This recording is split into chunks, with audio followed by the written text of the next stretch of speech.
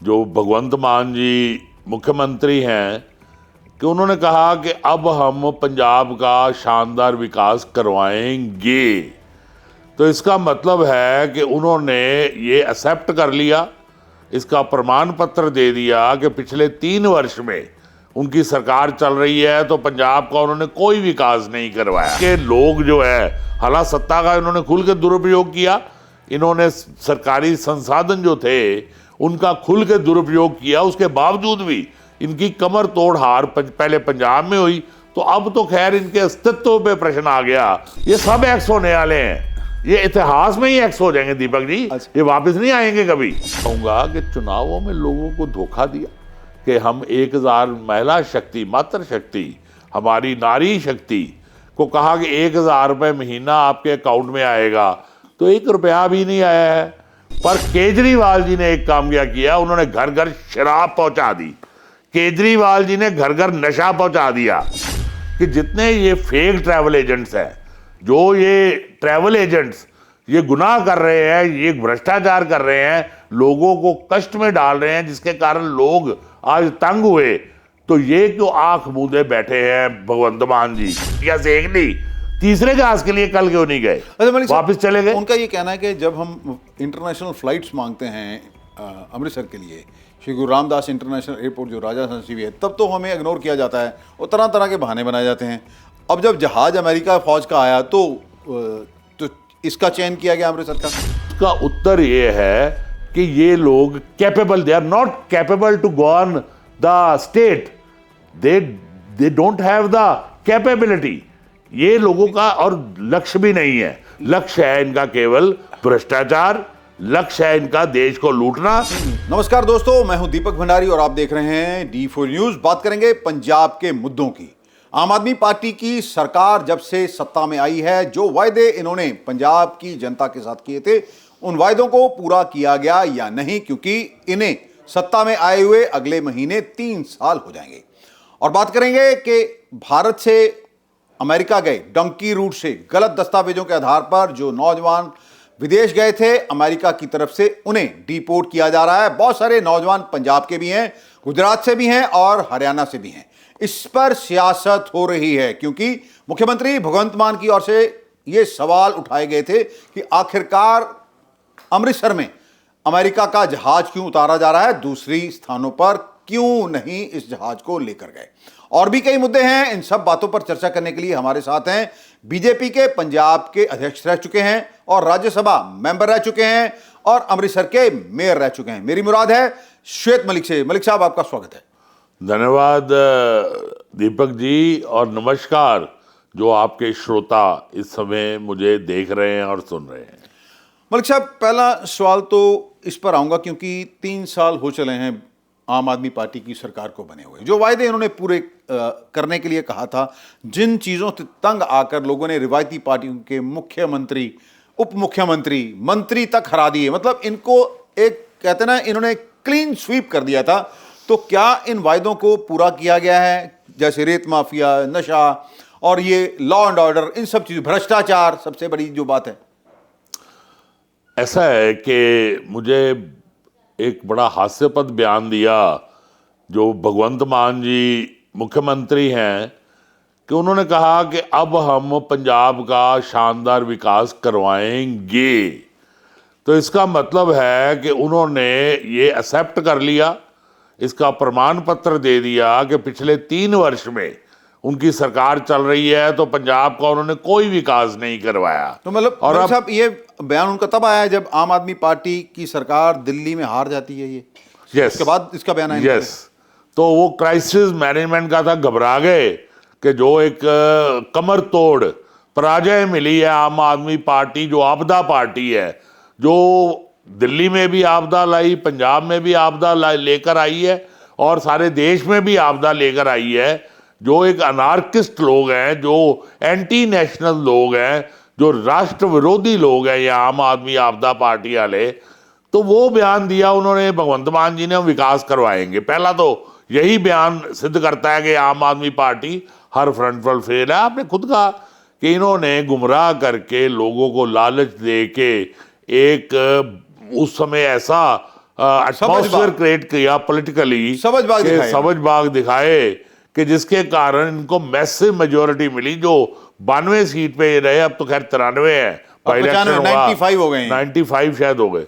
तो उस स्तर के ऊपर पहला झटका तो इनको लगा लोकसभा चुनाव में, जो 2024 में हुए। उस चुनाव में जो इनके विधायक थे 92, वो 51 रह गए और वोट शेयर घट के 26% रह गया। मतलब जो 92 विधायक जिन जिन सीटों से जीते थे लोकसभा में, उनकी सीटों का अगर आंकलन किया जाए तो इनकी सीटें कम हो गई। आप ये कहना, वही बता रहा हूं मैं जी कि इनकी जो 92 सीट्स विधायक जीते थे, तो उसमें वो सीटें कम, जो इनकी जीत थी वो 51 विधानसभा सीटों पे ही रह गई। और इन्हें तीन इन्हें सीटें मिली थी। और लोकसभा में केवल 3 सीटें मिली, जहां के भगवंत मान जी कह रहे थे कि हम तो क्लीन स्वीप कर देंगे, सफाया कर देंगे, 13 के साथ पंजाब हीरो 13-0। तो वही पता लग गया था कि इनके लोग जो है, हालांकि सत्ता का इन्होंने खुल के दुरुपयोग किया, इन्होंने सरकारी संसाधन जो थे उनका खुल के दुरुपयोग किया, उसके बावजूद भी इनकी कमर तोड़ हार पहले पंजाब में हुई। तो अब तो खैर इनके अस्तित्व पे प्रश्न आ गया, जब इनका राष्ट्रीय अध्यक्ष भी चुनाव हार गया, जब इनके उप मुख्यमंत्री भी चुनाव हार गए, जब अब तो एक्स हो गए, पहले भी एक्स थे ना, इनके उप मुख्यमंत्री जो थे अब एक्स हो गए। ये सब एक्स होने वाले हैं, ये इतिहास में ही एक्स हो जाएंगे दीपक जी, ये वापस नहीं आएंगे कभी। इनके साथ परमानेंट एक्स लगने वाला है, जो जीवन भर चलेगा। नहीं तो अब तो ये पंजाब का रुख कर लिया। वही मैं बता रहा हूं ना कि इनके कुकृत्यों के कारण, इनके दुष्कर्मों के कारण, इस आम आदमी आपदा पार्टी के भ्रष्टाचार के कारण इन पे पूर्ण विराम लगने वाला है और देश इनसे मुक्त होने जा रहा है।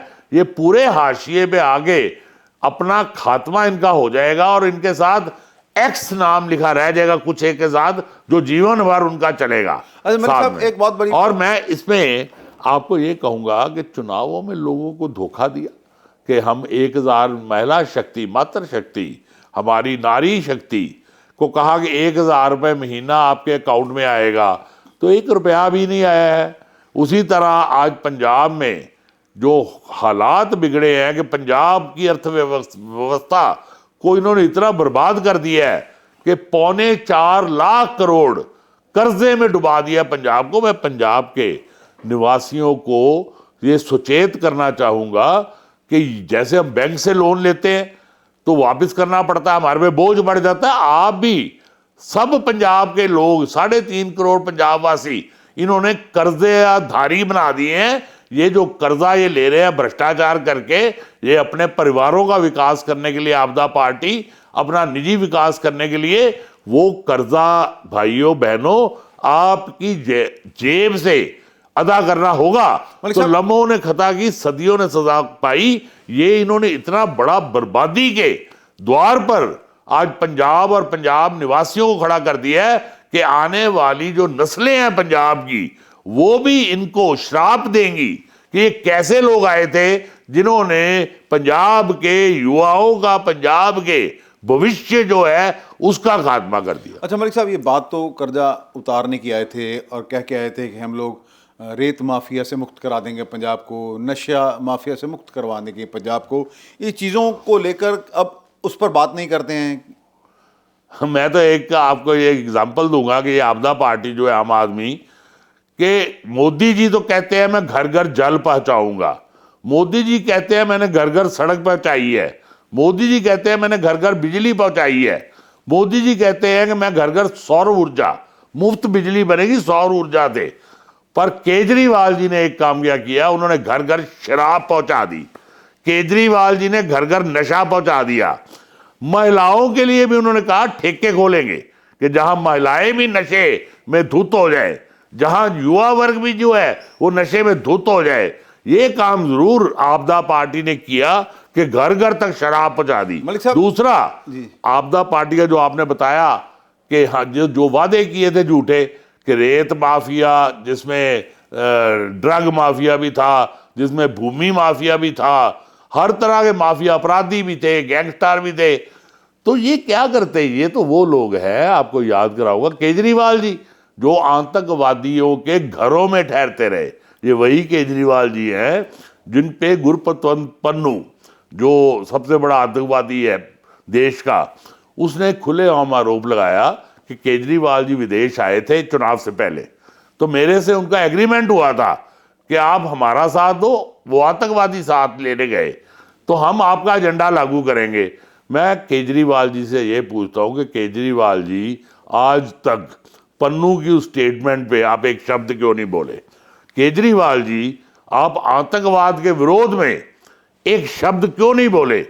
और केजरीवाल जी, आज जब आपने पंजाब में भी जो हाल कर दिया है कि थानों में बम विस्फोट हो रहे हैं, आज आप कह लीजिए कि फिरौतियां लोगों से, व्यापारियों से, उद्योगपतियों को आपने विकास तो दिया नहीं, आज उनसे फिरौतियां मांग के उनको जो है कष्ट में डाला जा रहा है।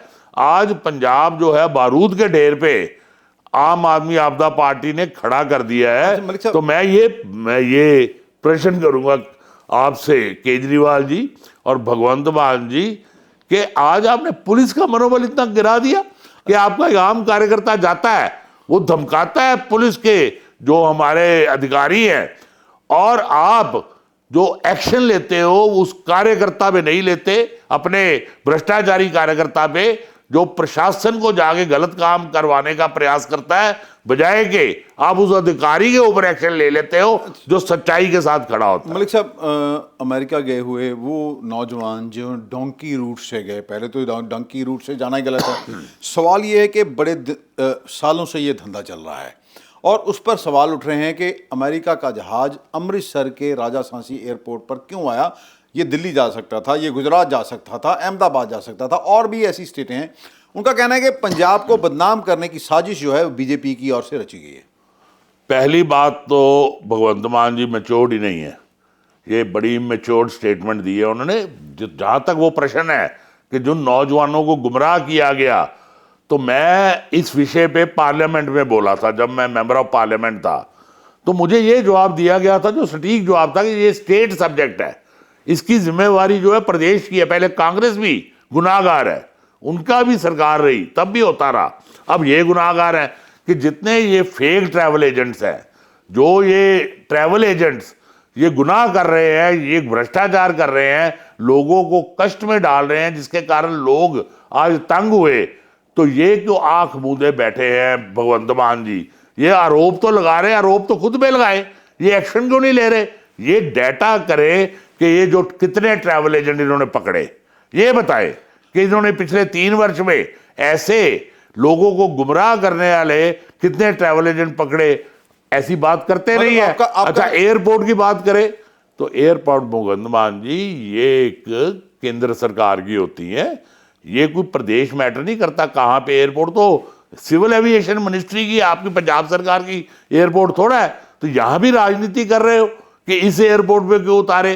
कहीं भी एरोप्लेन आ सकता है। सिर्फ ये था कि आपका ये दायित्व बनता था, अगर आप राष्ट्रभक्त होते, जो नहीं हो, आम आदमी पार्टी के जो लोग हैं, तो आप इसके खिलाफ जहां एक्शन लेते वहां लोग युवा को रोजगार देते, जो आपने नहीं दिया। युवा जाते ना वहां पे, और सबसे बड़ी बात है कि आप अवेयर और अलर्ट करते कि ये होने वाला है, वो किया नहीं। अच्छा, एयरपोर्ट के मामले में आप राजनीति करने, मेरी सुन लीजिए एक मिनट, एयरपोर्ट पे भी जा पहुंचे, 1 दिन गए, 2 दिन गए, अब जहाज ने तो आना है रोज।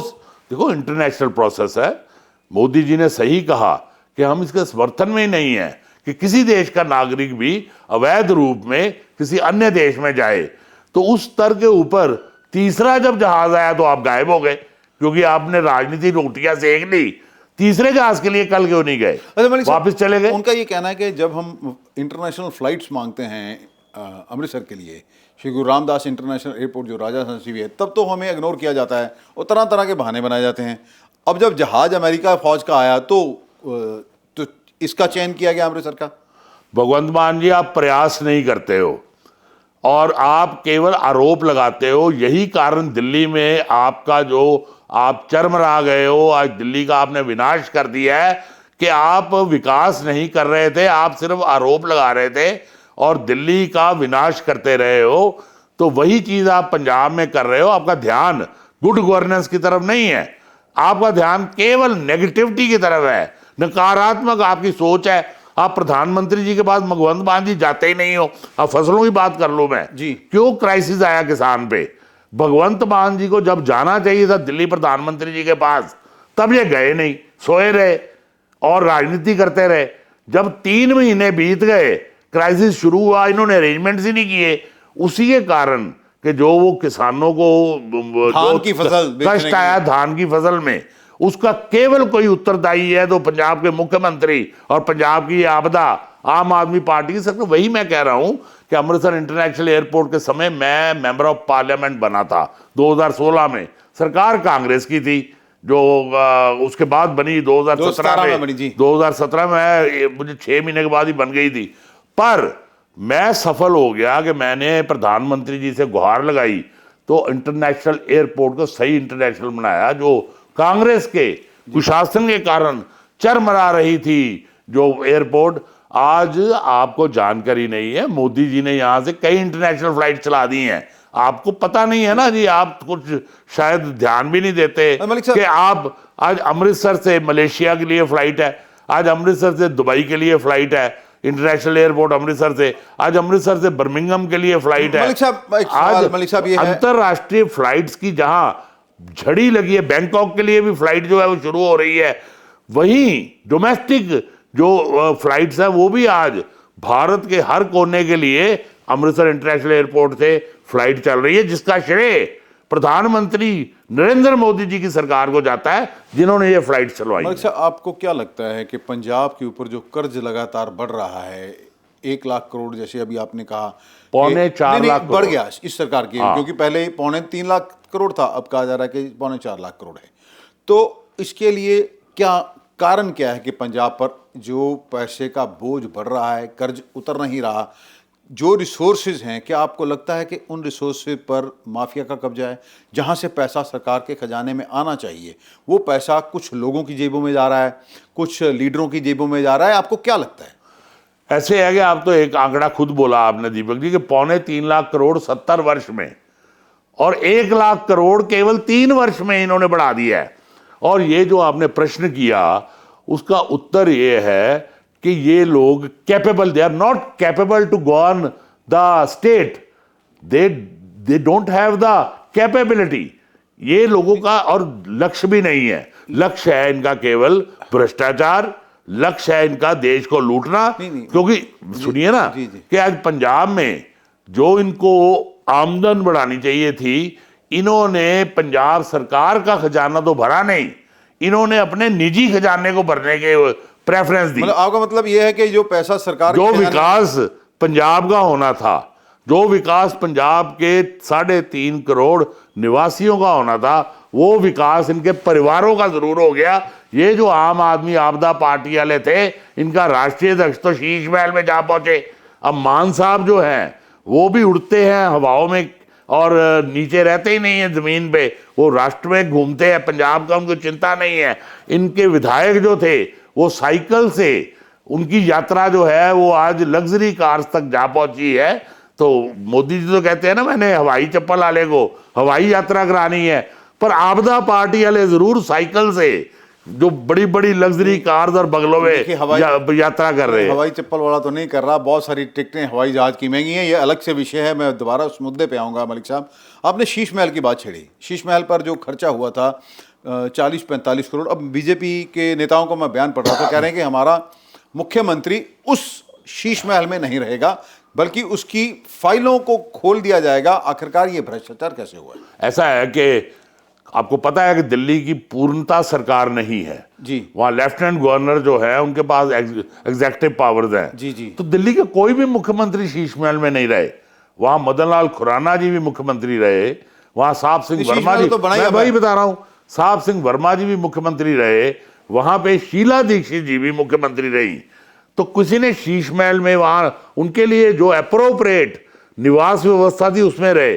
पर ये जो आम आदमी जो जिन्होंने अन्ना हजारे जी को भी शर्मिंदा कर दिया, वो कहते हैं बुजुर्ग आदमी कि इस व्यक्ति ने शराब में डूब के देश को भी डुबा दिया शराब में, और मेरे नाम के ऊपर ये एक बहुत डार्क स्पॉट बन गया। ये अन्ना हजारे जी ने कहा कि चला तो मेरे आंदोलन से था, तो भटक गया, उसी कारण आज जेल भी गया है और उसी कारण आज इसका ये विनाश हुआ है। तो उस स्तर के ऊपर शीश महल बनवाया जो कानून की उल्लंघना थी। और बंगले का कितना शौक, मैं आपको बता रहा हूं, जो केजरीवाल जी को है, ये तो कहते थे कि मैं 2 कमरों में रहूंगा। आज जब शीश महल से बाहर आए, जब मुख्यमंत्री से उतरे, तो फिर बंगला चाहिए था। तो अशोक मित्तल जी जो इनके सांसद हैं, जो उनका बंगला खाली करा के उनको बंगला निकाला करके खुद बंगले में घुस गए हैं। अच्छा, ये रह ही नहीं सकते बंगले के बिना। तो अब जनता इनको बंगले की बजाय जेल में भेजेगी। मलिक साहब, शराब नीति की बात होती है, तो क्या आपको लगता है कि जो शराब नीति दिल्ली में थी, जिस कारण ये सारा इनको जेल भी जाना पड़ा बहुत सारे नेताओं को, क्या पंजाब में भी वही शराब नीति चल रही है? वही है कारण है कि इनका पंजाब तो कहते ही है, ये भगवंत मान जी का अपना तो एजेंडा ही कोई नहीं है। वो कहते ये हैं कि मैं दिल्ली को अब फॉलो करूंगा। तो भगवंत मान जी अब तैयार हो जाओ, दिल्ली का जो अब आने वाला भविष्य आपका भी वही होने वाला है। क्योंकि आप अपना तो कुछ आपके पास एजेंडा ही नहीं है, अपना तो आपके पास विजन नहीं है। आप पहले दिन से कहते हो मैं तो दिल्ली सरकार को फॉलो करूंगा। तो अब आपने फॉलो किया, जैसे आपदा पार्टी आपकी आम आदमी ने दिल्ली का विनाश किया, आपने उसी एजेंडे को फॉलो करके भगवंत मान जी आपने पंजाब का विनाश कर दिया है। अब जनता आपकी पार्टी का विनाश करने के लिए तत्पर बैठी है, जो 2027 में होने वाला है। तो मलिक साहब, बीजेपी कहाँ खड़ी है? क्योंकि अभी तो आपके पास सिर्फ 2 ही विधायक हैं, तो ये भी कहा जा रहा है कि आम आदमी पार्टी को तोड़ने के लिए बीजेपी तत्पर रहती है। तो किसानों को लेकर जो हैं, किसानों और बीजेपी के संबंध कुछ बड़े अच्छे नहीं हैं, क्योंकि किसानों की जो मांगे हैं, किसानों का आरोप है कि केंद्र सरकार हमारी मांगों को इग्नोर कर रही है। तो बीजेपी का पंजाब में कैसे आप समझते हैं कि 2027 में आप एक टक्कर देंगे आम आदमी पार्टी को या दूसरी पार्टियों को? पहली बात तो, और क्योंकि आपका अकाली दल के साथ भी अब आपका गठजोड़ नहीं रहा है। पहली बात तो मैं ये सहमत नहीं हूं कि किसानों में हमारे साथ नहीं है। आप झड़ी देखिए चुनावों की, हर चुनाव, लोकसभा चुनाव से लेकर Bharatiya Janata party massive majority से जीत रही है। और आप समझते हैं कि 70% हमारा किसान बहुल देश है, मैक्सिमम वोट बैंक जो है वो किसान है। तो ये जो जीत है ये प्रत्यक्ष प्रमाण है कि किसान जो है वो बहुत बहुल संख्या में भाजपा के साथ है। और भाजपा का देखिए हर समय किसानों को लाभ भाजपा ने दिया। अब न्यूनतम समर्थन मूल्य किसने दिया? कांग्रेस ने नहीं दिया, भाजपा ने दिया। अब इस बार भी बजट में आप देखिए कि जो क्रेडिट कार्ड है, जो 3 लाख तक किसान को मिलता था कि कुछ भी ले ले, बीज ले ले, खाद ले ले, मोदी सरकार ने वो 5 लाख रुपए कर दिया है। अब किसानों के लिए जो दालों की खेती के लिए कई तरह के जो लाभ दिए हैं कि आप दाल हम इंपोर्ट कर रहे हैं, आयात कर रहे हैं। तो मोदी सरकार कहती है कि जो हम विदेशों में पूंजी जा रही है हमारी, वो किसान की जेब में जानी चाहिए। आज किसान सम्मान निधि, दीपक जी, पहली बार भारत के इतिहास में किसानों को मिली 6,000 रुपए साल की, लाखों करोड़ का बजट है उसके लिए, देश बड़ा है। आज जो 80 करोड़ लोगों को मुफ्त भोजन मिल रहा है, कोई भूखा नहीं सोता, ये मोदी जी की सरकार। मैं ये उपलब्धि नहीं है हमारी। जस्ट ए मिनट, तो उसमें किसान भी तो आते हैं कि किसान भी तो संगे। अच्छा, जो अब आयुष्मान की स्कीम है, मुफ्त जो इलाज दे रहे हैं हम 5 लाख रुपए प्रति व्यक्ति के लिए, बहुल संख्या में उसमें किसान है। तो आई एम नॉट कन्विंस्ड जो किसान है वो भाजपा के साथ है, रहेंगे। और जहां तक पंजाब का प्रश्न है, क्योंकि हम बहुत छोटे शेयर में इलेक्शन लड़ते थे, 20%, हम 23 विधानसभा पे अलायंस था अकाली दल के साथ, 23 विधानसभा पे चुनाव लड़ते थे, 23 लोकसभा की 23 विधानसभा की सीटों पर चुनाव लड़ते थे, 3 लोकसभा में लड़ते थे। अब हम 13 लोकसभा में चुनाव लड़ा, हमने 117 विधानसभा में लड़ा पहली बार। और आप देखिए कि लोकसभा चुनाव में 27 विधानसभा जो सीट्स थी उसमें हम पहले नंबर पे जीते, और लगभग 7 सीट ऐसी थी जहां हम दूसरे नंबर पे आए। इसका मतलब 30 की संख्या पे हम बहुत अच्छा परफॉर्म हमने किया। उसके बाद आप देखिए हमारा वोट शेयर केवल भाजपा ही है जिसका पंजाब में वोट शेयर बड़ा है। बाकी जितनी पार्टियां, जैसे कांग्रेस है, आम आदमी पार्टी है, अकाली दल है, उनका वोट शेयर जो है लोकसभा चुनाव में कम हुआ। उसके बाद आज हमारा संगठन खड़ा हो रहा है। मलिक साहब, आपने बात की 80 करोड़ लोगों को मुफ्त जो है दाल आटा देने की, भरपेट खाना देने की। सुप्रीम कोर्ट का एक और बयान आया है कि ये मुफ्तखोरी, जो ये फ्री बीज हैं, ये जो चल पड़ा है एक प्रचलन, ये हमारे मुल्क को बर्बाद कर देगा। चुनावों में ये चीज़ें नहीं होनी चाहिए। इस पर लेकर हमें लगता था, क्योंकि प्रधानमंत्री नरेंद्र मोदी ने एक बार खुद अपने बयान में कहा था कि ये मुफ्त की रेवड़ियां नहीं होनी चाहिए, लेकिन बीजेपी भी तो मुफ्त की रेवड़ियां ही बांट रही है। मुफ्त की रेवड़ियां बांटने से आप वोट बैंक अगर अपनी तरफ करते हैं तो देश को तो बर्बाद किया जा रहा है। अब मैं जवाब दूंगा, बीजेपी रेवड़ियां नहीं बांटती, बीजेपी गरीब की सरकार है, जो मोदी सरकार है, पिछड़े की सरकार है। बीजेपी एक बैलेंस बना रही है, जो कांग्रेस ने एक खाई खोद दी कि कुछ लोग बहुत अमीर हो गए, कुछ लोग बहुत गरीब हो गए। अब भारतीय जनता पार्टी ने 25 करोड़ देशवासियों को गरीबी रेखा से ऊपर उठाया है। भारतीय जनता पार्टी मुफ्त अनाज दे रही है भरपेट उन लोगों को जिनको भोजन नहीं मिला, क्योंकि कांग्रेस के राज में वो भूखे सोते थे। हम कोई उपभोग, मेरी लेट मी कंप्लीट, आप जवाब देने दीजिए ना, कि उपभोग के लिए नहीं रेवड़ियां बेच रहे, वो तो बेची केजरीवाल ने रेवड़ियां, जिसका उसको जवाब मिल गया। राजनीति से प्रेरित नहीं है हम। अगर हम दवाई दे रहे हैं मुफ्त, तो सारी दुनिया में सोशल सिक्योरिटी है। आज भारत में पहली बार मोदी जी उन लोगों को दवाई दे रहे हैं जो पिछले राज में, चाहे वो कांग्रेस का रहा हो राज, लंबे शासन में, वो लोग बिना इलाज के ही स्वर्गवास हो जाते थे, जेब खाली थी। अब मोदी जी ने जेब भरी है उनकी, जिस करके अब बिना इलाज के किसी की मृत्यु नहीं होती। 5 लाख बड़ी राशि है, उसमें अस्पताल भी है, उसमें सर्जरी भी है, दवाइयां भी है, उसमें हर तरह का ट्रीटमेंट है, टेस्ट है। तो आज तो मोदी जी ने इतिहास रच दिया। 70 वर्ष से ऊपर जितने लोग हैं बुजुर्ग, चाहे उनकी आमदन कितनी है, मैं तो सभी तो सोशल सिक्योरिटी आज क्या अमेरिका में नहीं है। मेरी बात सुनिए, रेवड़ी का शब्द इन लोगों के लिए, कांग्रेस के लिए, जो वोट बैंक की राजनीति करते हैं। क्या अमेरिका में सोशल सिक्योरिटी नहीं है? क्या यूरोपियन यूनियन के देशों में सोशल सिक्योरिटी नहीं थी? मलिक साहब, मेरा सवाल यह है, फिर सुप्रीम कोर्ट को क्यों कहना पड़ा ये मुफ्त की राजनीति जो चल रही है वो देश के लिए खतरनाक है? मुफ्त की राजनीति जो राजनीति से प्रेरित होने के लिए है, जो चुनाव जीतने के लिए है, उसके लिए सुप्रीम कोर्ट ने कहा है। तो गरीब के पेट में राशन डालने के लिए सुप्रीम कोर्ट ने मना नहीं किया।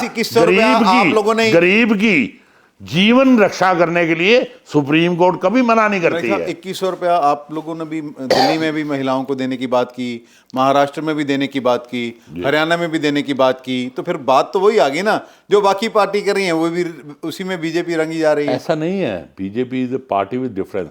बीजेपी वो पार्टी है जिन्होंने महिलाओं को लोकसभा विधानसभा के लिए आरक्षण दिया है कि महिलाएं ऊपर आए। 50% महिलाएं हैं, शोषित होती रही कांग्रेस और इन विपक्षी पार्टियों के राज में। बीजेपी वो है जिसने के बजट में आज प्रावधान रखा है कि महिलाओं के लिए 2 करोड़ तक का ऋण जो स्टार्टअप्स हैं वो बिना कोलेटरल सिक्योरिटी के हम देंगे। बीजेपी है। 2100 रुपया देना ठीक है। मैं वही बता रहा हूं। बीजेपी है वो नारी शक्ति को ऊपर ला रही है कि नारी शक्ति और पुरुष जब कंधे से कंधा मिला के चले। आप देखिए कि विश्व के जो विकसित राष्ट्र है, जो मोदी जी का स्वप्न है कि भारत को हमने आत्मनिर्भर बनाना है, भारत को हमने विकसित बनाना है, और उनका नारा है कि हम विरासत और जो हमारा विकास है इकट्ठा करेंगे। विरासत का मतलब, मेरा पूरा करने दीजिए, विरासत का मतलब है कि जो संस्कृति है हमारी उसको हम विदेशों तक लेके जाएंगे महान, और विकास भी करेंगे। तो नारी शक्ति को हम ऊपर लेके आए हैं। आज नारी शक्ति जो नेतृत्व कर रही है देश का, करेगी। जब उनका आरक्षण हो जाएगा 33% का, जो वो सांसद बनेंगी, जो वो विधायक बनेंगी, तो ये किसने पास कराया? मोदी जी सरकार ने। तो हमारा कार्य महिला शक्ति, नारी शक्ति को ऊपर लेके आना, जो डॉक्टर भीमराव अंबेडकर जी का स्वप्न था जब उन्होंने संविधान की रचना की। पूरा किसने किया? वो पूरा किया 70 वर्ष के बाद। मोदी जी की सरकार जब आई है तो उन्होंने वो संवैधानिक जो स्वप्न था डॉक्टर भीमराव अंबेडकर जी का पूरा किया है कि नारी शक्ति को पुरुष के हम बराबरी पे लेके आएंगे, केवल आगे भी लेके तो आएंगे। मलिक साहब, क्योंकि समय का अभाव है, आज का लास्ट सवाल ये है कि 2027 में बीजेपी आम आदमी पार्टी के साथ कैसे टक्कर देगी, क्या है? और कांग्रेस वाले कह रहे हैं, वो तो अभी से ही मान के चल रहे हैं कि 2027 में हम सत्ता में आ रहे हैं। नहीं, कांग्रेस का तो खैर वो जो पार्टी है, उनके जो नेता हैं, वो उनके कभी कोई उनको बालक बुद्धि कह देता है। क्योंकि कांग्रेस में तो आपको पता है ना कि प्रधानमंत्री का पद आरक्षित है गांधी परिवार के लिए। चाहे कोई बालक बुद्धि भी आ जाए तो वो कहते हैं कि बड़े से बड़ा विद्वान नेता भी पीछे रहेगा, बालक बुद्धि को हम बिठा के रहेंगे उसके नेतृत्व के ऊपर। तो वही हो रहा है, वो बालक बुद्धि जिसकी कभी आंख चल जाती है। मैंने देखा लोकसभा में, मैं भी सांसद था, कभी उनकी जुबान फिसल जाती है, कभी वो आक्रोशित होके प्रधानमंत्री के ऊपर हमला बोल देते हैं, जब भी डाल देते हैं, जब भी डालो या हमला बोलो। तो वो ऐसे बालक बुद्धि है। तो कांग्रेस का तो छोड़िए, आज कांग्रेस वो पार्टी बन गई जो जीतता दूसरे हैं तो जश्न वो मनाती है। आज कांग्रेस तो शून्य पे रहेगी। दिल्ली चुनाव पंजाब की बात कर रहा हूं मैं वही अब उसी पे आ रहा हूं। कांग्रेस तो शून्य पे रह गई दिल्ली चुनाव में कि कांग्रेस के तीसरी बार जीरो सीट आई। तो कांग्रेस तो इस टाइम भारत कांग्रेस मुक्त होने जा रहा है। कांग्रेस मुक्त होने के साधक जो है वो राहुल गांधी है, गांधी परिवार है, जो देश को कांग्रेस मुक्त कर चुके हैं। तो हर चुनाव जितने हुए हैं वो कांग्रेस ने हारे हैं। और ये जो ठग बंधन बना था वो भी सब भाग गए हैं कांग्रेस से। कि कांग्रेस ये ऐसी पार्टी है कि जो जिसको कहते हैं ना कि एक पंजाब में नहीं हुआ था। मैं वही बता रहा हूं।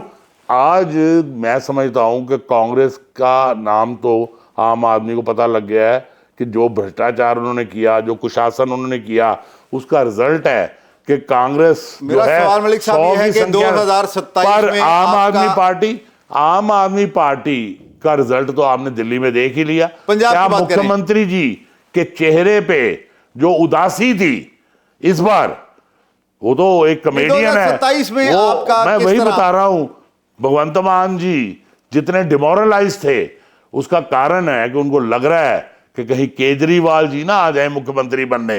वो तो रात को सोते नहीं है भगवंत मान जी कि सुबह मुख्यमंत्री।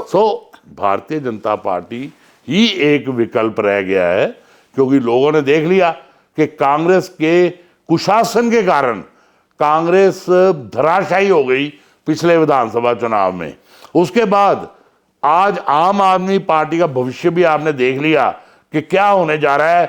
या जो उनको लोकसभा से जो उनका जिसको कह सकते हैं ग्राफ गिर गया है, तो आज केवल जो पंजाब की जनता है वो दिल्ली की तरह ये देख रही है कि पंजाब का भविष्य, आज जो पंजाब को इन्होंने विनाश के कगार पे खड़ा कर दिया है, तो पंजाब का भविष्य सुरक्षित केवल रहेगा तो भारतीय जनता पार्टी के हाथ में रह सकता है।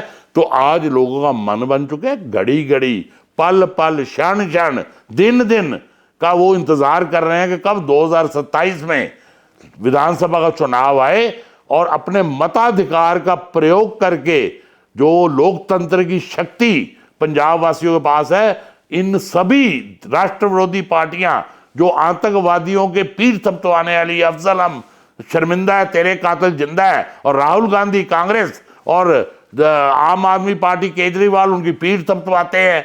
तो ऐसे लोगों से छुटकारा होगा। पंजाब फिर एक बार अन्नदाता बनेगा। पंजाब फिर भारतीय जनता पार्टी के मुख्यमंत्री के नेतृत्व में 2027 के बाद, और भारतीय जनता पार्टी की सरकार के नेतृत्व में और मोदी जी के नेतृत्व में जो डबल इंजन की सरकार बनेगी, दिल्ली में भी भाजपा, पंजाब में भी भाजपा, पंजाब भी समृद्ध। और एक बात मान लीजिए, भारतीय जनता पार्टी का जो लक्ष्य होता है वो सेवा है। वो केजरीवाल की तरह शीश महल नहीं है। हम तो राजनीति को सेवा का माध्यम बनाते हैं।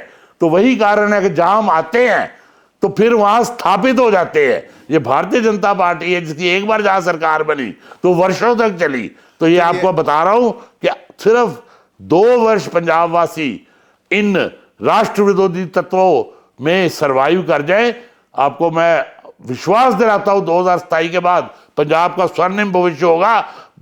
पंजाब में लंबे समय तक लोकप्रिय भारतीय जनता पार्टी की सरकार बनेगी और पंजाब फिर जो देश का मुकुट है वो एक बार स्वर्णिम मुकुट बन के स्थापित होगा। धन्यवाद। हमारे साथ बात करने के लिए थे श्वेत मलिक, जिन्होंने पंजाब के मुद्दों पर चर्चा की है। ये तो बड़े दावे के साथ कह रहे हैं कि 2027 में बीजेपी की सरकार बनेगी, लेकिन अब देखना ये है कि 2027 में जब विधानसभा चुनाव पंजाब में होंगे तो लोग किसको अपना नेता चुनते हैं, किसको बहुमत देते हैं। धन्यवाद, नमस्कार।